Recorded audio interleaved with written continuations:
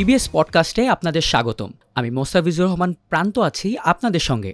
আজ আমরা কথা বলবো দেশের স্পোর্টসের সবচেয়ে বেশি আলোচিত যে বিষয়টি রয়েছে হামজা চৌধুরীর বাংলাদেশ আগমন, সেটি নিয়ে। এই বিষয়ে কথা বলতে আমাদের সঙ্গে যুক্ত হচ্ছেন বাংলাদেশ জাতীয় ফুটবল দলের সাবেক অধিনায়ক মামুনুল ইসলাম।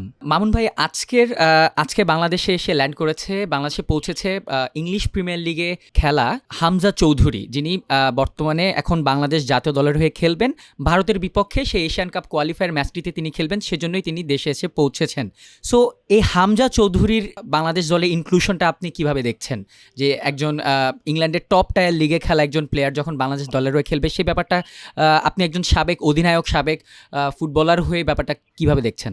আসলে এটা একটা আমাদের জন্য ভালো, সবচেয়ে ভালো ভালো খবর। কারণ হচ্ছে হামজার মতো প্লেয়ার, সে তার দেশে খেলবে, সে বাংলাদেশের জার্সি পরবে, বাংলাদেশের রিপ্রেজেন্ট করবে, বাংলাদেশকে আরো উপরের লেভেলে নিয়ে যাবে। আসলে আমি বলবো যে এটা আমাদের ফুটবলের জন্য খুবই ইতিবাচক একটা সাইট আমি বলবো। কারণ হামজাকে দেখে আমাদের যারা দেশের বাইরে যারা বংশোদ্ভূত প্লেয়ার আছে, বংশগত, তারা খেলার জন্য আগ্রহ প্রকাশ করবে।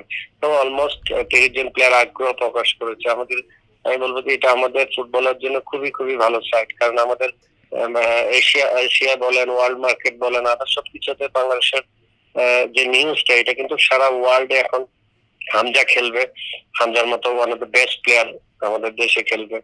ইংলিশ লিগ খেলেছে, ইন্ডিয়াতে কেউ ইংলিশ লিগ খেলে, সাবকন্টিনেন্টাল লিগ কোনো দেশের প্লেয়ার খেলে নাই। এটা আমাদের জন্য যে কত বড় একটা প্রাপ্তি, সেটা আপনি ডে বাই ডে যখন ম্যাচ খেলবে সে তখনই বুঝতে পারবেন আমাদের দেশের ফুটবলের জন্য ইতিবাচক কি কি জিনিস আসলে অলমোস্ট সে আসাতে কি কি ইতিবাচক যাচ্ছে, এবং কিভাবে আপনার স্পন্সর গুলি আসতেছে, আমরা কিভাবে ফাইন্যান্সিয়ালি সাপোর্ট পাবো, সবকিছু মিলে একটা সুন্দর একটা বলবো অবকাঠামোতে নিয়ে আসা। মানে ফুটবলের যে অবকাঠামো যে তৈরি না, এটা হামজাকে দিয়ে নিশ্চয়ই তাকে টার্গেট করে এবং তাকে নিয়ে কিন্তু এই জিনিসগুলি সবকিছু আপনি নতুন করে স্টার্ট করতে পারেন। রাইট। মামুন ভাই, আমি যেটা বলি যে ইংলিশ প্রিমিয়ার লিগে একজন খেলা ফুটবলার বাংলাদেশ দলের সাথে কতটুকু মানে তাল মেলাতে পারবে, ওইভাবে ট্যাকটিক্স অনুযায়ী খেলতে পারবে, বা প্লেয়ারদের সাথে সেই খাপ খাওয়াতে পারবে বলে আপনার মনে হয় কতটুকু? সে খাপ খাওয়াইতে পারবে, কারণ ইন্টারন্যাশনাল লেভেল প্লেয়াররা যে কোনো জায়গায় গেলে সে ওই খাপটা খাওয়াইতে পারবে। মানে যে লেভেলে ফুটবল খেলে ওই লেভেলে আমাদের লেভেলটা তাদের লেভেলে অনেক একটা ডিফারেন্স আছে। তারপর আমি বলবো সে আমাদের লেভেলে এসে এই জায়গাটুকুতে এসে সে ন্যাশনাল টিমে খাপ খাওয়াইতে পারবে। এখন প্রবলেম তো হচ্ছে আমাদের প্লেয়াররা তাকে যত তাড়াতাড়ি তার খেলার স্টাইল তাকে মানায় নিতে পারবে, এটা আমাদের জন্য ভালো খবর, ভালো হবে, আমাদের টিমের জন্য ভালো হবে। ইন দ্য ম্যাচ আমাদের ম্যাচ নিয়ে আমরা এখন টার্গেট হচ্ছে ম্যাচে ভালো প্রভাবটা পাবো। আমাদের প্লেয়াররা তাদের মেইন জিনিস হলো হামজাকে মানায় নিতে হবে ইন দ্য ফিল্ড। মামুন ভাই, এইরকম একজন ইন্টারন্যাশনাল কোয়ালিটির প্লেয়ার যখন বাংলাদেশ দলের হয়ে খেলবেন, এতে বাংলাদেশের দলে এখন বর্তমানে যারা লোকাল প্লেয়ার খেলছেন তারা কিভাবে উপকৃত হবে বলে আপনার মনে হয়? অলমোস্ট সবাই এক্সাইটেড।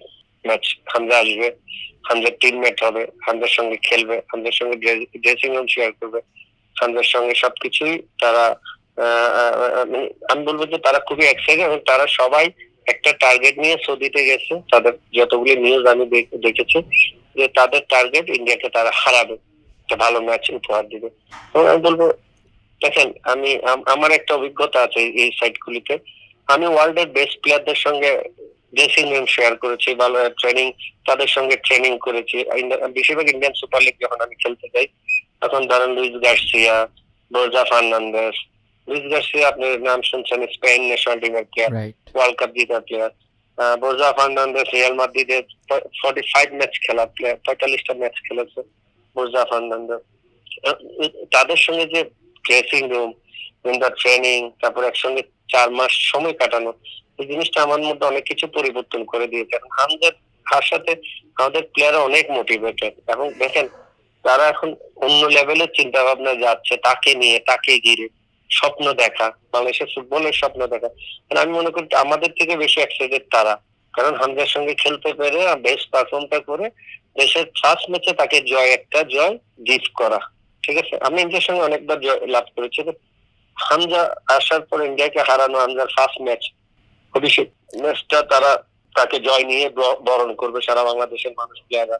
এটা আমি বলবো যেটা আমাদের ফুটবলের জন্য অনেক অনেক একটা ভালো বার্তা নিয়ে আসবে। এটা আমার ধারণা। মামুন ভাই, আমরা দেখছি যে সোশ্যাল মিডিয়াতে অনেক বিশ্লেষকরাই বলছেন যে প্রবাসী ফুটবলারদের বাংলাদেশ দলে এইরকম ইনক্লুশনে বাংলাদেশের ফুটবল কালচারটা কিছুটা মানে কিছুটা বলবেন যে আঘাত পেতে পারে বা কিছুটা মানে এটা কি বলবো, নেতিবাচক একটা ধারণা হতে পারে বা লোকাল ফুটবলারদের মধ্যে। এটা কি আদৌ আপনার কি মনে হয় এই ব্যাপারটা? দেখেন, আমরা যদি ইন্টারন্যাশনাল লেভেলে চিন্তা করি, ঠিক আছে, ফ্রান্স বলেন, স্পেনই বলেন, ধরেন পর্তুগাল বলেন, এরকম অনেক দেশের প্লেয়াররা কিন্তু বাইরে থেকে আসা, ঠিক আছে। আপনাকে চিন্তা করতে হবে, আমরা এটা চিন্তা করতেছি বাইরের প্রবাসীকে নিয়ে, আমরা কিন্তু এটা চিন্তা করতেছি না তারা আসার পর আমাদের ফুটবল কিভাবে ডেভেলপ করবে। তাদের বাদে তো আমাদের ডেভেলপ করার অনেক রাস্তা ওয়ে থাকবে না। এখন যারা চিন্তা করতেছে অনলি ফর তারা তাদের নিজেদের চিন্তা থেকে, মানুষের অনেক ধরনের অপিনিয়ন আছে, ঠিক আছে, অপিনিয়নটা তারা শেয়ার করছে। এখন তার অপিনিয়ন কিন্তু ওই একটা জায়গা নিয়ে, প্রবাসীরা আসবে আমাদের দেশের প্লেয়ারদের, আমাদের দেশে ডোমেস্টিক লিগের কি হবে, ঠিক আছে, এটা হলো তাদের আইডিয়া। বাট আপনি যদি এটা দেখেন, প্রবাসীরা আসবে, তারা বাইরের দেশে লিগ খেলে আসবে, আমাদের প্লেয়ারও বাইরের দেশে লিগ খেলতে যাবে তাদের দেখে, তারাই তাদের সুযোগ করে দিবে।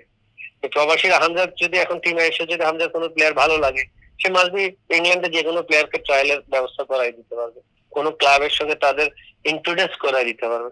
এটা গুড সাইড কিন্তু আছে। আপনি এখন ব্যাড সাইডের কেন কথা বলবেন? ফার্স্টে গুড সাইড গুলি চিন্তা করেন। এবং আমাদের করণীয় কি থাকবে দেশের ফুটবল ফেডারেশন ম্যানেজমেন্টের, যে আমাদের যে ইয়ুথ ডেভেলপমেন্ট নিয়ে কাজ করে আমরা তাদের প্রবাসী ফুটবলারদেরকে সাপোর্ট করার জন্য আমাদের ফুটবলের লেভেলটা আর একটু হাই করে দিই। তারা আসবে খেলবে এমন কিছু না, হামজা ইজ ভিন্ন বিষয়। হামজাকে সবাই চিনে, যারা আসবে তারা তাদের আসার পর তারা যে লিগ খেলতেছে, কোচ তাদেরকে দেখতেছে, তারা দেশে আসতেছে, ট্রেনিং সেশন করতেছে, সবাই দেখতেছে। এখানে খারাপ নেগেটিভ কিছু চিন্তা করার নেই। এখানে আপনাকে সবকিছু চিন্তা পজিটিভলি করতে হবে। আমরা খারাপ চিন্তা করে বলে আমরা সবসময় বলি পিছনে আছি, কিন্তু আমরা কোনো অর্থে পিছনে নেই। আমরা ওই জায়গাটাই স্টপ আছে, যে সিঁড়িতে আমরা পা দিয়ে রেখেছিলাম বাংলাদেশের স্বাধীনতার পর, ওই জায়গায় আছে। কিছু অর্জন ছিল, কিছু শিরোপা ছিল, কিছু শিরোপা দিয়ে আমরা এগিয়ে নিয়ে যেতে পারতাম, বাট আমরা আগাতে পারিনি। বিকজ বললাম না, যারা নেগেটিভ কথা আসলে চিন্তা করে, আমাদের এখন সবকিছু পজিটিভ চিন্তা করতে হবে। কারণ ফুটবলের ভালো সময় আসে, স্টার্ট হয়েছে, ভালো সময়টা যেন কন্টিনিউ হয়। এই ভালো সময়টা দিয়ে আমাদের যে ফুটবল ফেডারেশনের যে ফুটবলের স্ট্রাকচার তৈরি করে নিয়ে নিতে হবে। কারণ আমাদের স্টিল নাও স্ট্রাকচার নেই। আমি যাই বলি, আই থিঙ্ক আমাদের কোনো প্ল্যান নেই। আপনি খোঁজ নিয়ে দেখবেন, ফুটবল ফেডারেশনকে জিজ্ঞেস করে, আমি ফেডারেশনের দোষ দেবো না, কারণ ওনারা এখন নির্বাচিত হয়েছে। হামজা আসার পর ওনাদের কিছু প্ল্যান আছে কিভাবে তৈরি করতে হবে, কিভাবে বাংলাদেশের ফুটবলকে কিভাবে ইতিবাচক জায়গায় নিতে পারে।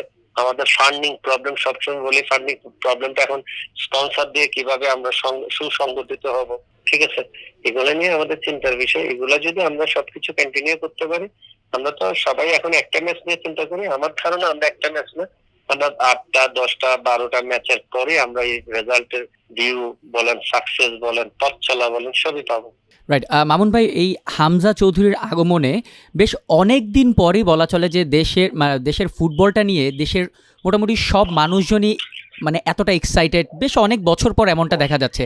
সো এই এক্সাইটমেন্টটা ফুটবলের জন্য কতটুকু উপকারী এবং এটা ধরে রাখতে হলে কি কি করা উচিত বলে আপনি মনে করেন? ফার্স্ট হচ্ছে আমাদের রেজাল্ট লাগবে। রেজাল্ট হলো জয়। দেখেন, একটা ম্যাচের একটা উইন অনেক কিছু চেঞ্জ করে দিতে পারে। এটা আপনিও বুঝতেছেন, আমিও বুঝতেছি, সারা বাংলাদেশের যারা ফুটবলের সঙ্গে জড়িত, স্পোর্টস এর সঙ্গে যারা ভালোবাসে, সবাই জানে এই ম্যাচটা যদি আমরা জয় করি, ঠিক আছে, অনেক কিছু এর আগের কোশ্চেনে কিন্তু আমি অনেক কিছুর আনসার দিয়ে দিচ্ছি আপনাকে, কিভাবে প্ল্যান করে আমাদেরকে আগাইতে হবে, ঠিক আছে। সেটা তো আমি পারবো না, কারণ আমি স্টিল আমি ফুটবল খেলতেছি। আমার যতটুকু দেখা, আমার ফুটবল মানে লং একটা সময় আমি ফুটবলের সঙ্গে পার করে দিচ্ছি। কারণ আমার ক্যারিয়ার 23-24 বছরের একটা লং ক্যারিয়ার, 2 যুগের ক্যারিয়ার। তার মধ্যে 1.5 হচ্ছে ন্যাশনাল টিমের। আমার দিক থেকে যে জিনিসগুলি আমার পজিটিভ ইস্যু আছে, আমি ওগুলাই আগে স্টার্ট করা পছন্দ করি। দেশে আমাদের একটা জয় আমাদের অনেক কিছু চেঞ্জ করে দেয়। আমরা যদি ইন্ডিয়ার মাটিতে ইন্ডিয়াকে হারাই, অলরেডি বলছি, আমরা ইন্ডিয়ার মাটিতে আমরা ইন্ডিয়াকে হারাবো, জিতবো, কারণ এটা হলো আমাদের মোটিভেটেড, আমাদের প্লেয়াররা মোটিভেটেড হবে এই জিনিসগুলি শুনলে। আর এই জিনিসগুলি তাদের মধ্যে আনতে হবে। এখন একটা ম্যাচ জয়ের পর আপনি নিজে চিন্তা করবেন, ওই যে আপনি বললেন না হামজা আসার পরে যে ফুটবলে একটা গণজাগরণ, একটা সুন্দর একটা স্টার্ট মঞ্চ রেডি হচ্ছে জাগরণে, মানুষ সবাই ফুটবলের প্রতি ফোকাস। ম্যাচ জিতার পর কিন্তু এটার ডাবল ফোকাস চলে আসবে। ম্যাচ জিতার পর আপনাকে এখন স্টার্ট করতে হবে আমরা কোন জায়গায় যেতে চাই। আমরা তো হোম খেলতে যাচ্ছি, এওয়ে ম্যাচ তো আমাদের, সরি এওয়ে ম্যাচ খেলতে যাচ্ছি, আমাদের হোম ম্যাচও আছে তাদের সঙ্গে। Right. সবকিছু মিলে আমাদের ওই যে ইন্টারন্যাশনাল ম্যাচগুলি নিয়ে বেশি চিন্তা করতে হবে। ইন্টারন্যাশনাল ম্যাচগুলিতে যেন আমরা রেজাল্ট যত তাড়াতাড়ি ভালো রেজাল্ট নিয়ে আসতে পারি, কারণ একটা জয় একটা কালচার, স্পোর্টস কালচার চেঞ্জ করে দেয়। নট ফর, আমি ফুটবল বলবো না, যখন ক্রিকেট জিততো ন্যাশনাল টিম তখন কিন্তু শুধু ক্রিকেট জিতে না, বাংলাদেশের ক্রীড়াঙ্গনে স্পোর্টস জিততো, সারা বাংলাদেশের মানুষ জিততো, ঠিক আছে, সারা বাংলাদেশের মানুষই ফ্ল্যাগটা তুলতো। তাহলে আমিও চাই যখন একটা ম্যাচ আমরা জিতবো সারা বাংলাদেশের মানুষ জিতবে। এই এক ধরনের যে একটা জাগরণ, একটা যে সাউন্ড, এই সাউন্ডটাই আমাদের অনেক কিছু চেঞ্জ হওয়ার জায়গা আছে। ভাই আপনাকে অসংখ্য ধন্যবাদ আমাদের সাথে জয়েন করার জন্য। ধন্যবাদ ভাইয়া, বাংলাদেশ টিমের জন্য শুভকামনা। থ্যাংক ইউ সো মাচ ভাইয়া।